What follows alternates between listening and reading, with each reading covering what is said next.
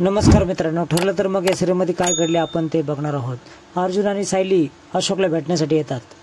त्यावेळेस ओळख करून देते की तुम्ही आश्रमामध्ये हरीश काकांना भेटायला यायचे, त्यावेळेस मी तुम्हाला भेटले. त्यावेळेस अशोक काका हो बोलतात.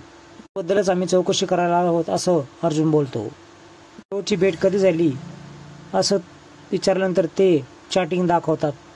अर्जुन आणि सायली यांना धक्का बसतो. इकडे प्रतापला भूक लागली असते, त्यावेळेस सायलीने केलेले लाडू ते खातात आणि खुश होतात. अर्जुन आणि सायलीला खूप आश्चर्य वाटत असतं, कारण अशोक जो चॅटिंग दाखवतोय ही चॅटिंग कोणी केली असेल असा प्रश्न पडतो, कारण हरीश तर 1 वर्षापूर्वीच मेला आहे. तन्वी आणि नागराज बोलत असतात. सुभेदारांना मी हँडल करते, तुम्ही किल्लेदारांचं बघा. अर्ध्या डोक्याच्या बाईमध्ये जास्त त्यांना वेळ द्यायला हवा, म्हणजे केसपासून ते दूर राहतील असं तन्वी सुचवते. बोलणं रविराज ऐकतो आणि समोर येऊन उभा राहतो. सुभेदारांना मॅनेज करा म्हणजे काय असं विचारतो. आणि नागराज एकमेकांना सफाई देतात.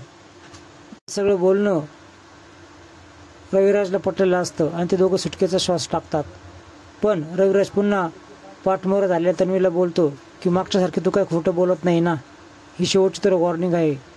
अक्षरशः मैत्रीबाबत तू माझ्यापासून जे लपवून ठेवलं आता काही लपवत नाहीस ना, असं तो स्पष्टपणे विचारतो.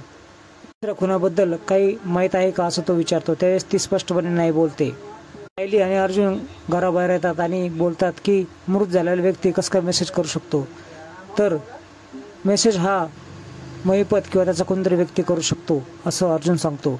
असे नवीन अपडेट बघण्यासाठी चॅनल सबस्क्राईब करा.